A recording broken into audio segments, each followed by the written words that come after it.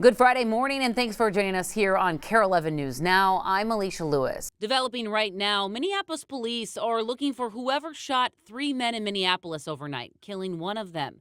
Police say it happened just after 12:30 this morning near Chicago and Franklin. Investigators believe all 3 men were on a sidewalk when someone shot them, then took off in a vehicle. Right now, police are trying to figure out what led up to the shooting. Also breaking overnight, we are live from our nation's capital, where the fate of funding for the Department of Homeland Security now lies with the House of Representatives. The Senate sending them the bill that would fund DHS minus ICE and Border Patrol. President Trump also saying that he would sign an order to get TSA workers paid. Alice Barr's in Washington with the details. Hi there. Negotiations over Homeland Security funding have seesawed throughout the week, with the pressure only building as airport lines have been growing. And now there's hope this surprise overnight vote will finally bring relief.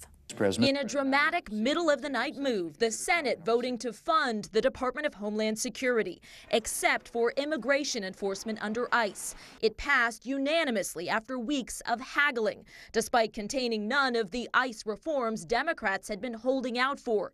The two parties still pointing fingers. The Democrats just kept moving the goalposts. And today, they just walked away. This could have been accomplished weeks ago if Republicans hadn't stood in the way. The vote follows an announcement from President Trump that he would sign an order to immediately pay TSA workers after weeks without a paycheck during the partial government shutdown led to serious staffing shortages and the longest airport wait times on record. We missed our flight. We had a 6-hour layover, and unfortunately we were unable to make our connection because of delays. Just feels like American, man. You don't experience this in a lot of other countries, and I just feel like it's unacceptable. The House still has to act before TSA and other agencies like the Coast Guard and FEMA can get fully back up and running. And House Republican leadership has previously objected to breaking ICE out of DHS funding. Congress is under pressure to seal the deal before boarding planes for a 2-week recess today in airports battered by the back and forth. The Senate's top Democrat said after the vote his party would still fight hard for ICE reforms and that there would be opportunities. But the top Republican shot that down, saying that ship had sailed and that it's a good possibility Republicans will move to pass ICE funding through a reconciliation process that does not require votes from Democrats. In Washington, Alice Barr, NBC News. This morning, final preparations are underway ahead of tomorrow's nationwide No Kings rallies. The flagship demonstration will be in St. Paul, expected to draw nearly 100,000 protesters. Our Audrey Russo's at the state capitol, where the main event will take place. Yeah, St. Paul police tell us that they've been working on their security plan for a month for this event, because they're not only in charge of securing the Capitol grounds where the main event is going to be happening at 2 p.m. They've also got to monitor 3 rallies and sort of kickoff marches that'll eventually culminate here on the Capitol grounds. So St. Paul's deputy police chief tells us that they're going to have about 300 law enforcement officers moving along those marching routes. Now here on your screen, you'll see tomorrow's road closures. Now, the blue portions of Kellogg, John Ireland Boulevard, Wabasha, and Rondo will be closed for a few hours, around 11:45 to 1:30. Now, the red streets immediately around the Capitol complex will be closed for the majority of Saturday, and that is where National No Kings organizers are expecting close to 100,000 people. Expected to be the next record-breaking largest single-day nonviolent protest in American history. It is our responsibility to continue to resist. And this is just one of 3,000 No Kings rallies happening across the country. There's even a few smaller ones happening here in Minnesota, including Stillwater, Duluth, and Alexandria. Back to you. This morning, President Trump is once again pushing back the deadline for Iran to fully reopen the Strait of Hormuz before the U.S. would begin targeting Iran's power plants. The pause on those strikes was set to expire today. Now, Trump says he's delaying it until April 6 as the talks are ongoing, which the president says are going well. Let's take you live to the White House right now, where today Vice President J.D. Vance will host the first meeting of the president's anti-fraud task force. President Trump announced the task force last month in his State of the Union address, saying it's aimed at reducing federal spending by identifying misuse of funds. This comes as the Trump administration targets Minnesota's ongoing fraud allegations. The task force vowing to also focus on other states and prosecute fraudsters. Developing this morning, Minnesota's rural hospitals are facing dire financial hurdles, and the CEO says it's all because of a technical issue with the new program. Jennifer Hoff is here to explain. In Onamia, there are some 700 residents in the small town, but only one hospital. This is patient accounts or the billing office.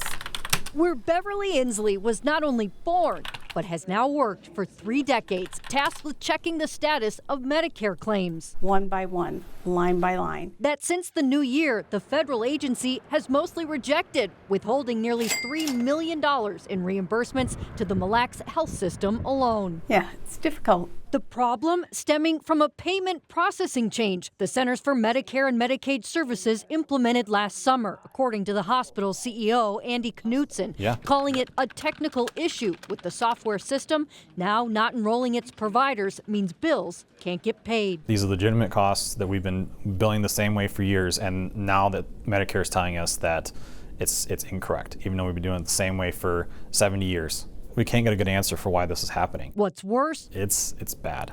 Without a fix, Knutson says the hospital could close in a matter of weeks. We're at the nurses' station, so they take care of all of our patients. A place that employs more than 400 people. Takes everyone. And is 40 miles from the next closest hospital, called Critical Access for rural areas that rely on this billing method. Knutson says is likely impacting more than 100 of those kinds of hospitals across the state.